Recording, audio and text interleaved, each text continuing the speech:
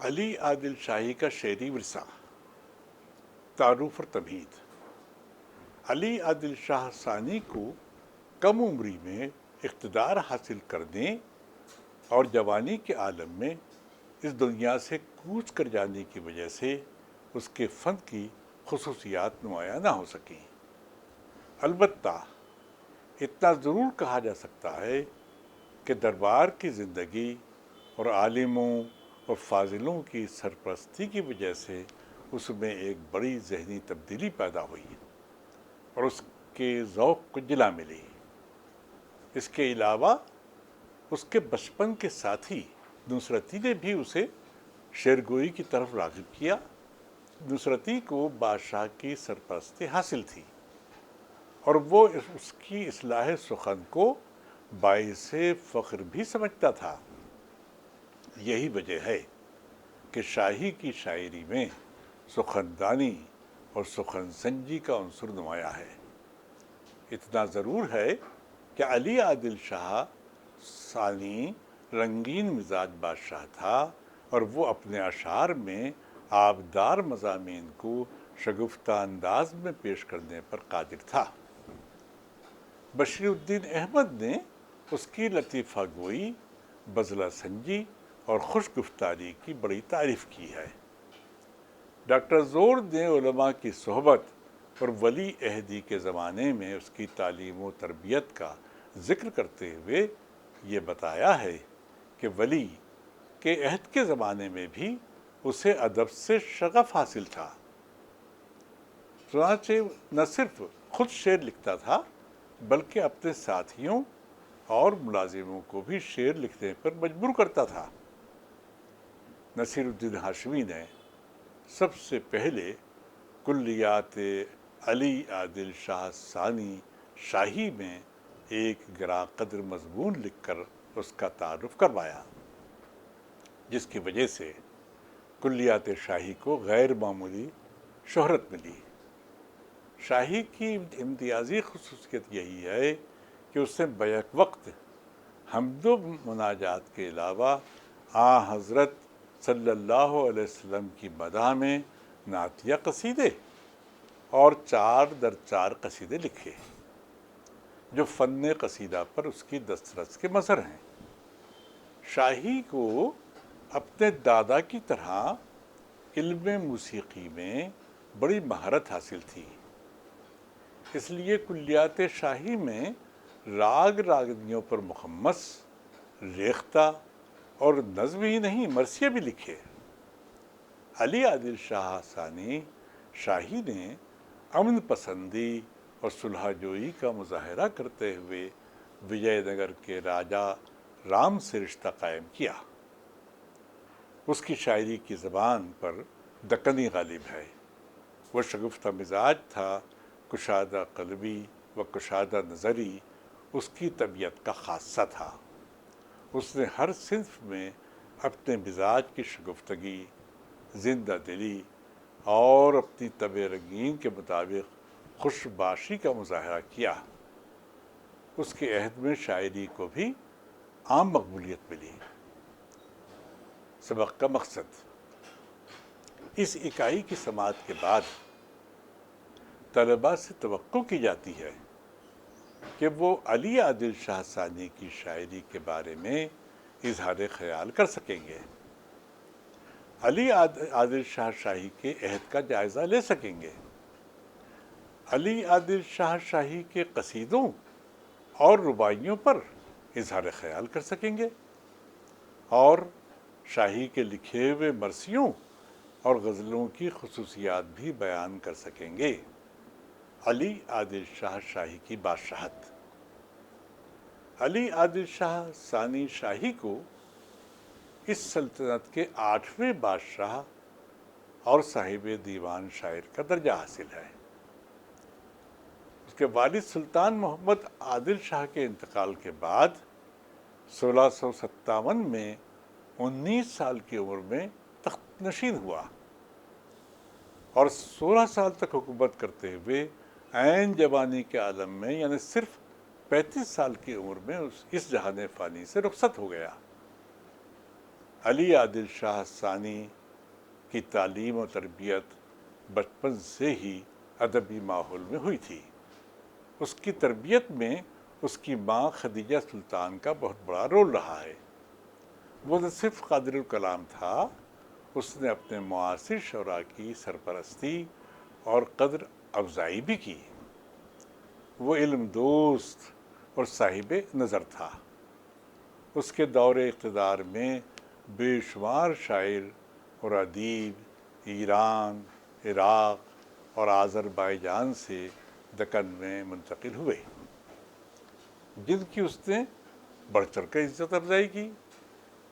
اس کے دور کے شعراء میں شاہ نور اللہ، مرزا مقیم، مرزا دولت، حکیم آتشی اگرچہ فارسی کے شعراء تھے لیکن دکنی زبان میں بھی شاعری کرتے تھے۔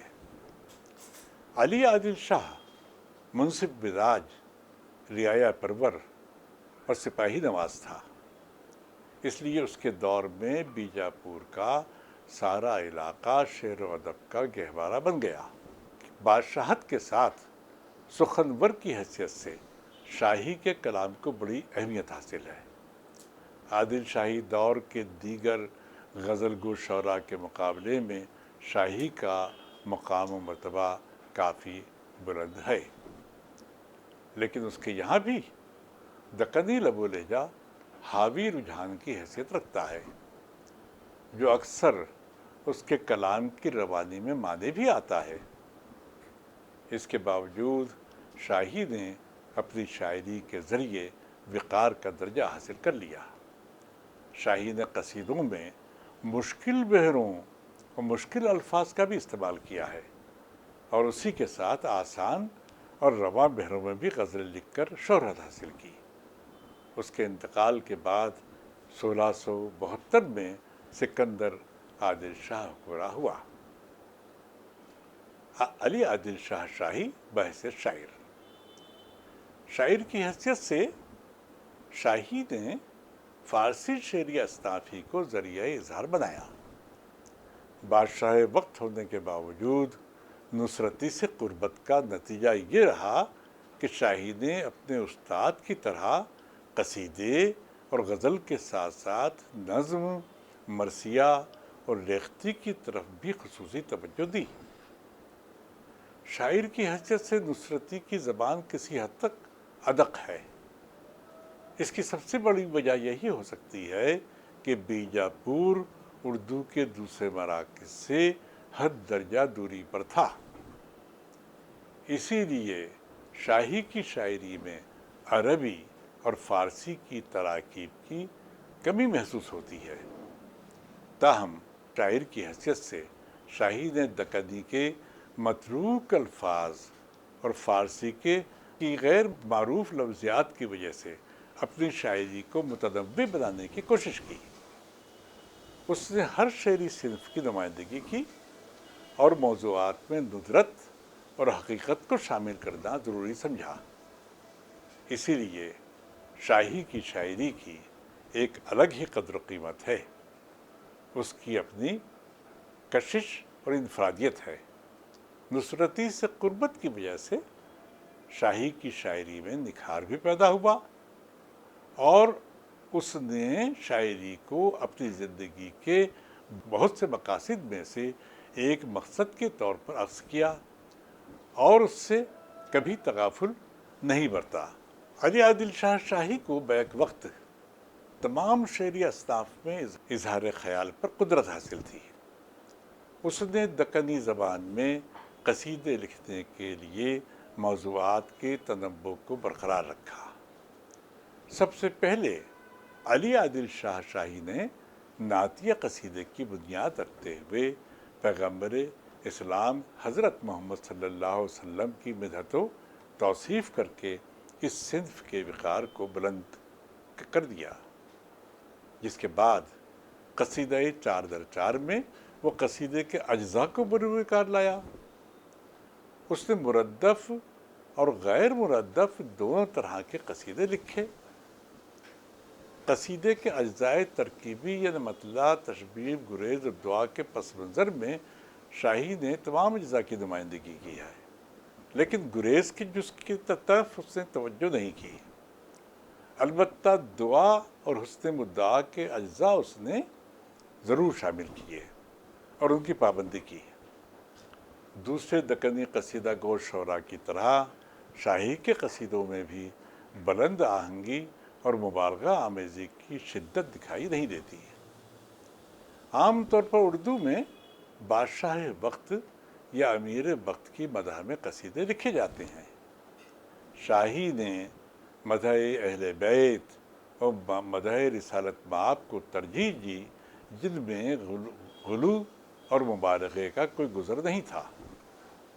اس لیے اس کے قصیدوں میں دہلی اور لکھنؤ کے شاعروں کے قصیدوں کی طرح مبالغے کا عنصر مفقود ہے۔ شاہی کے قصیدوں کو حقیقت پسندانہ مدحت کا نمونہ قرار دیا جا سکتا ہے۔ علی عادل شاہ کو مثنوی کے علاوہ دیگر تمام شعری اصناف سے لگاؤ تھا۔ اس نے ہر صنف شاعری کو اظہار کا ذریعہ بنایا۔ جس طرح عادل شاہی دور کے قصیدہ گو شاعر کی حیثیت سے شاہی کو اہم مقام حاصل ہے، اسی طرح کلیات شاہی میں ریختہ، مخمس، نظم اور مرثیوں کے علاوہ رباعیات بھی شامل ہیں۔ اس کو فن موسیقی سے بھی دلچسپی تھی، چنانچہ کلیات شاہی میں متعدد راگ راگنیوں پر اس نے شعر کہے۔ اس سے در مقام بلاول، در مقام یمن اور کئی خمسے بھی لکھے ہیں۔ شعری ہیئتوں کو فنکاری کے ساتھ پیش کرنے میں شاہی کو بڑا کمال حاصل تھا۔ جس طرح اس نے نعتیہ قصیدہ چار در چار یار اور تاریخ بادشاہ محل لکھ کر شہرت حاصل کی، اسی طرح نظم عادل شاہ اور ترکیب بند کے علاوہ خمسہ اور مرثیہ لکھ کر بھی اپنے دور کی شاعری کی بہتر طور پر نمائندگی کی، جس سے اندازہ ہوتا ہے کہ علی عادل شاہ شاہی کو ہر وقت جدت طرازی اور انفرادیت کی فکر لاحق ہوتی تھی۔ علی عادل شاہ شاہی کی غزلیات مرثیہ شہر حیدرآباد سے کلیات شاہی کی ترتیب عمل میں لائی جا چکی ہے۔ سید مبارز الدین رفت نے 1962 میں کلیات شاہی کو مرتب کیا تھا، جس کے بعد ڈاکٹر زینت ساجدہ کی نگرانی میں بھی کلیات شاہی مرتب کیا گیا۔ اس کلیات میں 3 مثنویاں، 20 غزلیں، 1 مخمس، 1 مسمن، 1 نظم، 1 رباعی، 1 پہیلی، 3 فردیات اور 16 مرثیے شامل ہیں، جس سے اندازہ ہوتا ہے کہ شاہی کی شاعری میں غزلیات اور مرثیے کثیر تعداد میں موجود ہیں۔ ڈاکٹر جمیل جانبی نے مرزا اور شاہی کے مراثی کے بارے میں اظہار خیال کرتے ہوئے لکھا ہے، شاہی اور مرزا کے مرثیے خاص اہمیت رکھتے ہیں۔ ان مرثیوں کے سلسلے میں دلچسپ بات یہ ہے کہ یہ زیادہ تر گانے کے لیے لکھے گئے ہیں، اس لیے ان میں غنائی رنگ گہرا ہے۔ شاہی نے اپنے مرثیے مخصوص راگ راگنیوں کے مطابق تحریر کیے ہیں، اور ہر مرثیے کے ساتھ ان راگ راگنیوں کے نام بھی دیے ہیں جن میں ان کو پڑھ کر سنایا جانا چاہیے۔ ان مرثیوں میں قصہ پن کے بجائے غنائی رنگ غالب ہے۔ موضوع کے اعتبار سے انہیں مرثیہ کہا جا سکتا ہے، لیکن مزاج و حیت کے اعتبار سے یہ گیت کے ذیل میں آتے ہیں۔ علی عادل شاہ شاہی کی غزلوں میں موضوعات کا تنوع اور رنگا رنگی بھی پائی جاتی ہے۔ اس نے اپنے دادا جگت گرو ابراہیم عادل شاہ ثانی کی طرح اپنی شاعری میں بھی نغمہ و نشاط کے ساتھ سادگی و برجستگی کو بھی برقرار رکھا ہے۔ اس کی غزلوں میں مقامی ماحول اور ہندوستانی روایات کی بھرپور ترجمانی محسوس کی جا سکتی ہے۔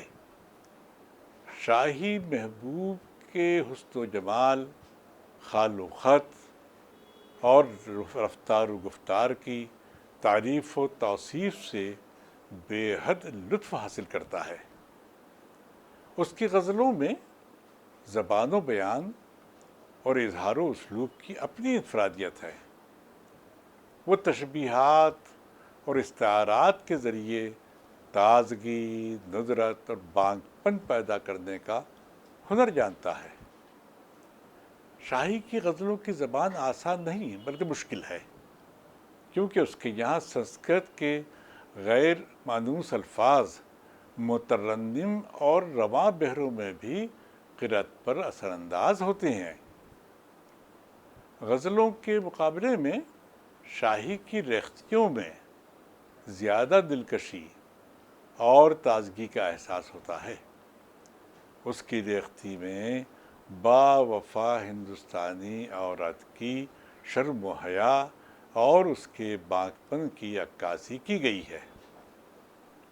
سارے جہاں کے پارکھوں پر پارکی رتن کیوں کر کہو، یاقوت اور مرجان میں کہو رتن برتر کہو، بولے جہاں کے پارک ہی ہم نہ آوے بولنا، تم نہ سہاتا بولنا، اے شاہ بحر و بر کہو، بول ہوں نت میں فکر تے یوں دو رتن کا فرق کر، گر کچھ اچھے انصاف تو اس بول کو خوشتر کہو۔ مرجان میں صافی نہیں، یاقوت میں صافی اچھے، جس ذات میں صافی اچھے اس ذات کو برتر کہوں۔ یاقوت اور مرجان کی شاہی لکھیا ساری غزل سن کر جگت کے شاعراں اس شاعر کو افسر کہو۔ شاہی نے بڑے مؤثر طریقے سے عورت کی جذباتی کیفیات کی بھی نمائندگی کی ہے۔ میں چھاؤں ہوں پیاس سنگ لاگی رہی ہوں دائم، ایک پل جدا نہ ہونا وصلت اس سے کہتے ہیں۔ شاہی کو چونکہ موسیقی سے لگاؤ تھا، اسی لیے موسیقی کے تال و سر پر اس کی گہری نظر تھی۔ اس نے شاعری میں یہ کوشش کی کہ تال و سر کی بنیاد پر شاعری کی حیت میں تبدیلی لائی جائے، اس لیے اس کی شاعری میں مخمس اور دوسری حیتوں کی طرف بھی توجہ ملتی ہے۔ علی عادل شاہ شاہی کی دکنی زبان کا تجزیہ۔ علی عادل شاہ شاہی کے کلام میں دکنی زبان کا یکساں لہجہ دکھائی دیتا ہے۔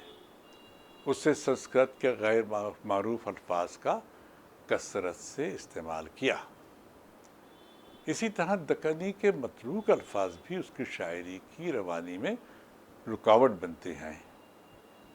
نصرتی کی طرح شاہی کے کلام میں ندرت تو ملتی ہے، لیکن لفظوں کے استعمال کے معاملے میں نصرت کو یہ اعزاز حاصل ہے کہ وہ دو رکنی اور فارسی کی 3 رکنی تراکیب کا استعمال کر کے دکنی شاعری کو رواں اور اظہار کی جدت سے وابستہ کر دیتا ہے۔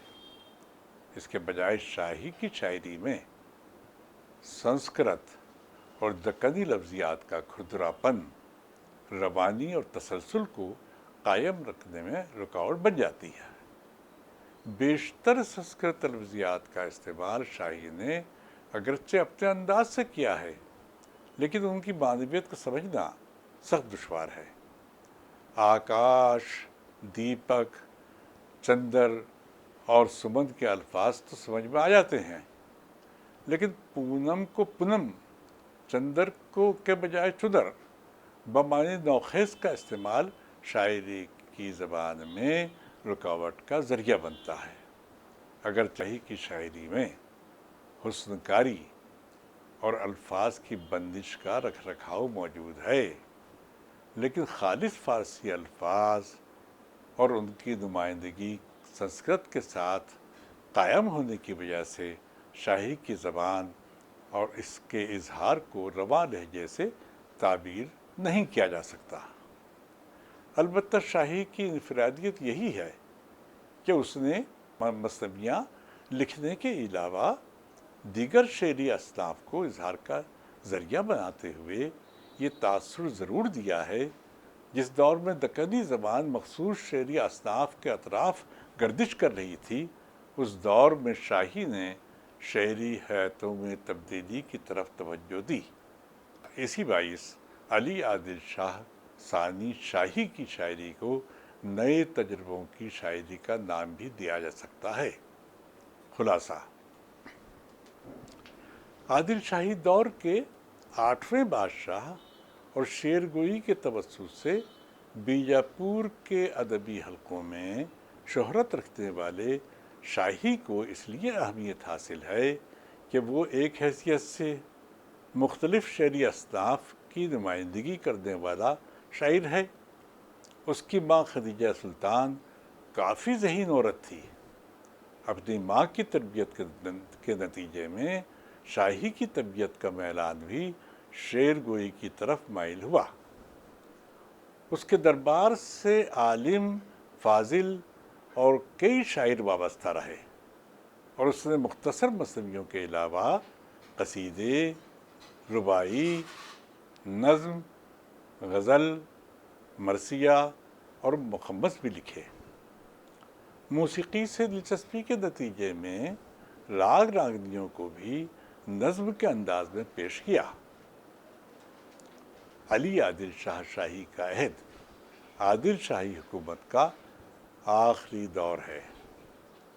شاہی کی دربارداری، رعایا پروری اور عوام دوستی کے علاوہ انصاف پسندی کی تفصیلات اس کے دور کی تاریخی کتابوں میں بھی موجود ہیں۔ کلیات شاہی کی ترتیب مبارز الدین رفعت نے انجام دی، اور اس کے کلیات میں قصائد، غزلیات، مرثیے، رباعی، نظم، ریختی اور چھوٹی یعنی مختصر مثنویوں کے علاوہ مخمس بھی شامل ہیں۔ ڈاکٹر محمد علی اثر نے کلیات شاہی میں موجود 6 قصائد، 3 مثنویوں، 20 غزلوں، 1 مخمس، 1 مسمن، 1 نظم، 1 رباعی اور پہیلی کے علاوہ 3 فردیات اور 16 دکنی مثنیوں کا ذکر کرتے ہوئے یہ بتایا ہے کہ اس کے کلام میں شوخی اور رنگینی موجود ہے۔ شاہی کے دربار سے وابستہ ملک الشعراء نصرتی کے کلام میں روانی اور برجستگی ہے۔ اس نے قصائد لکھے اور قصیدے کے اجزائے ترکیبی کا بھی لحاظ رکھا۔ اس کی غزلیات میں رنگینی اور بے ساختگی موجود ہے، اور مرثیوں میں کربلا کے واقعات کے بجائے تاثرات کا انداز نمایاں ہے۔ اس کی زبان میں سنسکرت کے غیر معروف الفاظ اور دکنی محاوروں کی کثرت کی وجہ سے شاعری کی زبان انتہائی بوجھل اور ترسیل کے المیہ کا شکار ہو جاتی ہے۔ موسیقی کے تال و سر سے شعری اصناف میں خوبی پیدا کرنے کے لیے دکن کے پہلے شاعر کی حیثیت سے علی عادل شاہ شاہی نے حیات کے تجربوں کی بنیاد رکھی۔